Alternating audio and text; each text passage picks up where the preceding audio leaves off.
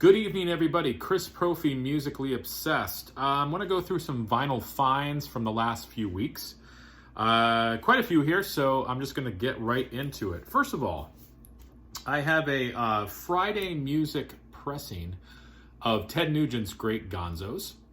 And this, of course, is a Greatest Hits, Gatefold. And this is on... like orange wax there. Epic label. Friday Music always does such a great job. On here you've got Cat Scratch Fever, Motor City Madhouse, Paralyzed, Stranglehold, Baby Please Don't Go, Wango Tango, and Wang Dang Sweet Poontang. So all of your favorite Ted Nugent hits. And this is pretty much all I need right now from Ted Nugent on vinyl. I've got a bunch of his stuff on CD as well, but this was a cool pickup. Now, a little SST love. We got the Divine Horsemen.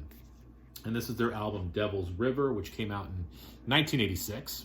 Now, the Divine Horsemen are one of those SST bands that sort of fell under the radar a little bit. You know, they're not Black Flag, they're not the Minutemen, they're not Husker Du, they're not Sonic Youth, they're not the Descendants, but they're a punk band, but they also mix just straight rock elements into their music.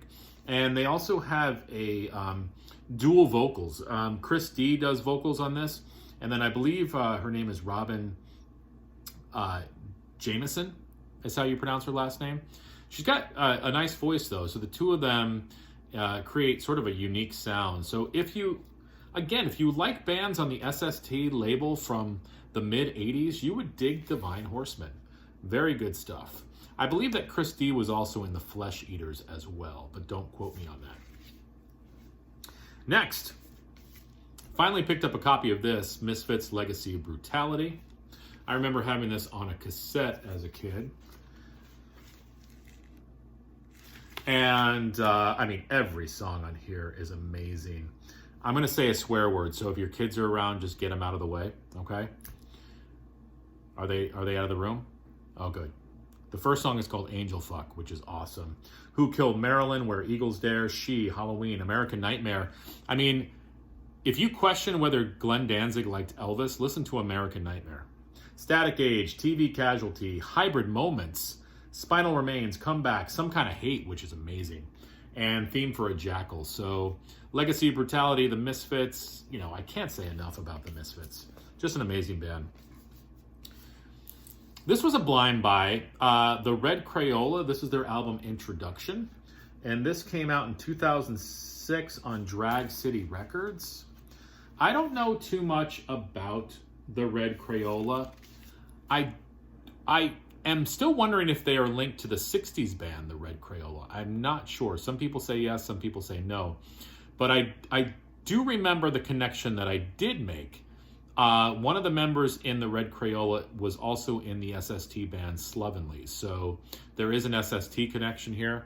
This is some strange music. I don't even know how to describe it. But if you are into sort of avant-garde, strange meanderings, you might dig the Red Crayola. This is going to take a few listens for me.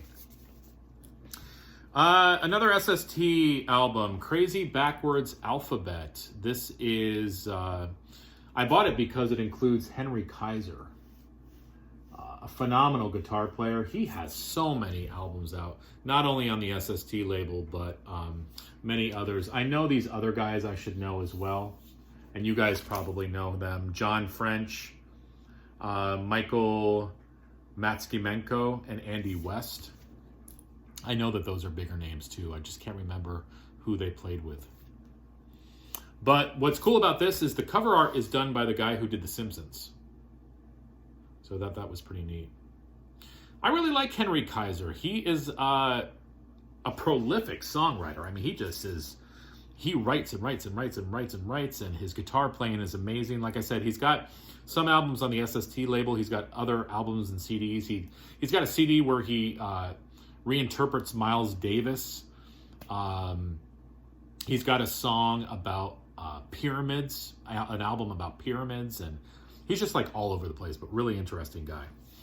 I was happy to find this. I didn't know about this. This is the Monkees Refocus. This is a compilation album put out on the Bell label. And this came out in 1972 after Cold Gems just sort of went to pot. Bell Records picked up the Monkees and they released this compilation called Refocus. You know, you got everything on here like the Monkees theme, Last Train to Clarksville, Daydream Believer, Listen to the Band, I'm Not Your Stepping Stone, Shades of Grey. So being a Monkees fan, it was kind of neat to find this. I had never heard of it before, so pretty cool. I got some Canadian punk for you. Teenage Head. This is their album Some Kind of Fun.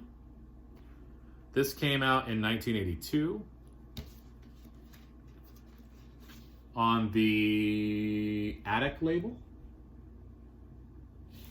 And then I also have Teenage Head Frantic City. This also came out in the Attic label in 1980. Okay, now, people told me that Teenage Head is a punk band. Well, I don't really consider them a punk band.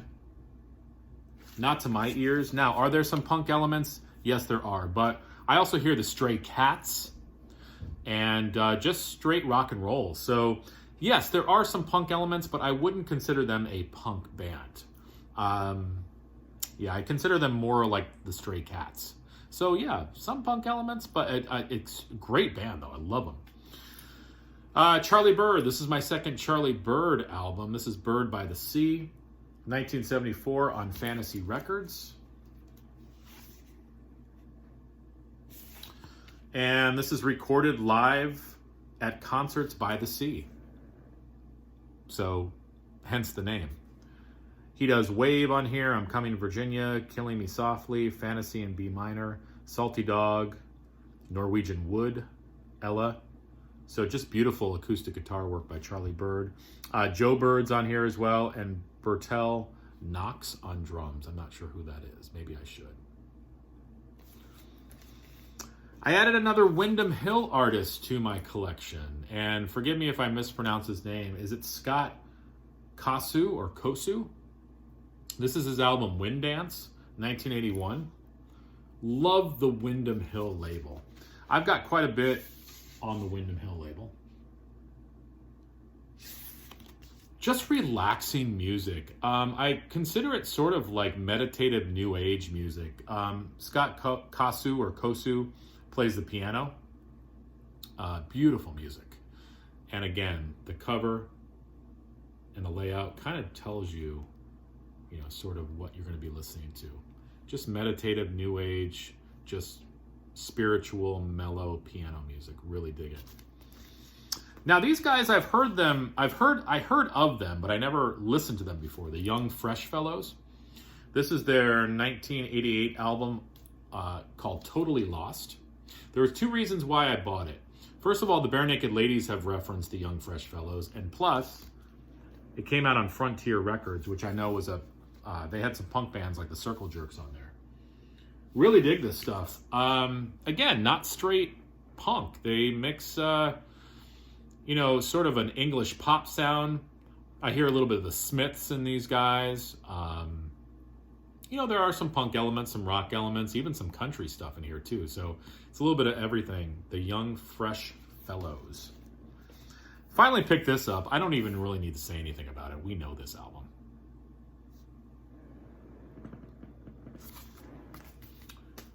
These guys I'd never heard of. Naked Aggression. I was intrigued, though. Found out they are from Wisconsin. On Splatter Vinyl. Political punk band. This came out in...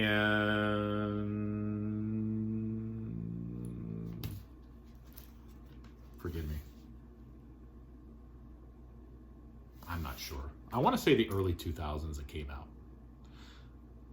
Some good stuff. I believe they have a female singer. Yes, Kirsten Patches. She rips it up on vocals. Finally found Frigid Pink. This is a great album. I've seen this shown quite a bit. Found a good copy of it. This is on Parrot Records. Just great psych rock. Never thought I'd own a Bee Gees album, but this is Rare, Precious, and Beautiful Volume 2. I've got Volume 1 coming in the mail.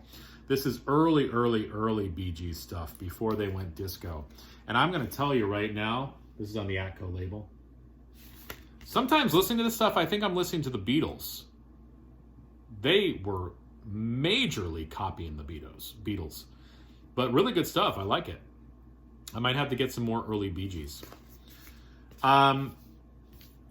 I've seen this. I think Steve Carlson showed this album. This is an artist named Orion. And he was the Masked Man. I believe that there's a documentary on him. He sort of had a tragic death. Quite a few of his albums. This is the first of many that I'm going to get because he has an amazing voice. He sounds just like Elvis. This happens to be on Sun Records. And this came out in 1980. He's got about 5 or 6 records. Really, really good stuff. Sort of kind of capitalizing on the death of Elvis. And, you know, there was a controversy there. Like, ooh, is this Elvis? Did he really die? Or is this him? I mean, when you listen to this guy, Orion, he sounds like Elvis. He's got an amazing voice. The instrumentation is great. It's just, like the cover said, rockabilly. You know, it's just classic rockabilly. So I love this guy. Gonna definitely get some more of his stuff. And lastly, Ravi Shankar. This album came out on the Angel label. I'm looking for a date. It's recorded in England. It's a gatefold.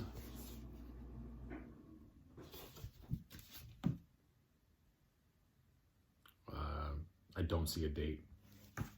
I want to say late 60s probably. But you guys know Ravi Shankar. Beautiful sitar, Indian music. Just every time I listen to this, I want a big bowl of tikka masala. So there you go. New vinyl finds. Enjoy the rest of your night. Man, I'm over 10 minutes. Oh my gosh, I got to stop.